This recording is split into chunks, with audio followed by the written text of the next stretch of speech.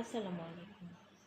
বহুল আলোচিত সমালোচিত টিকটকার ক্রিম আপা, যার নাম শারমিন শিলা।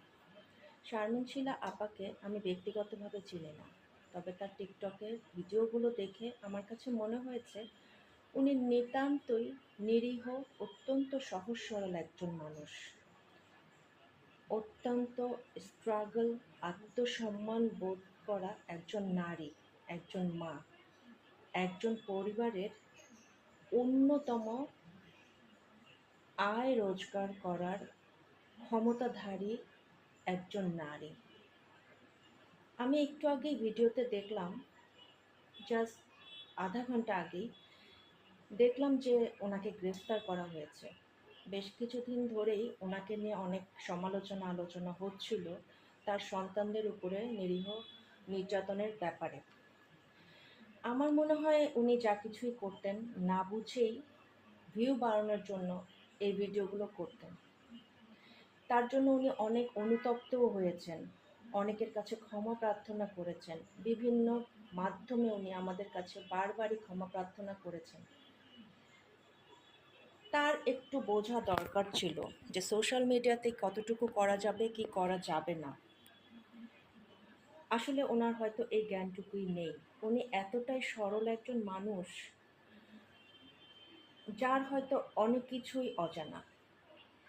কিন্তু যাই হোক, এটা কি আসলে গ্রেফতারযোগ্য কোনো অন্যায় ছিল? আমাদের দেশে তো অনেক ধরনের অন্যায় হচ্ছে, প্রতিনিয়ত হচ্ছে। কোথায়? তারা তো গ্রেফতার হচ্ছেন না। ক্রিম আপার পক্ষে বলার জন্য কিছু না, অ্যাকচুয়ালি আমার মানবতা বোধ থেকে আমার কাছে এটাই মনে হচ্ছিল ওনার একটু কাউন্সেলিং দরকার।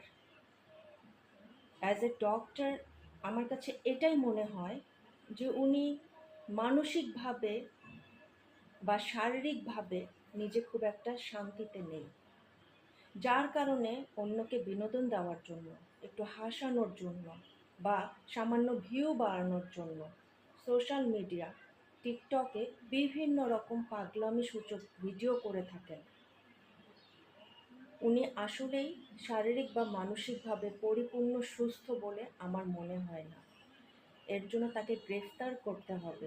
এতটা শাস্তি বোধহয় পাওয়া উচিত না তার। তার কাউন্সেলিং দরকার, তার সঠিক বন্ধু দরকার।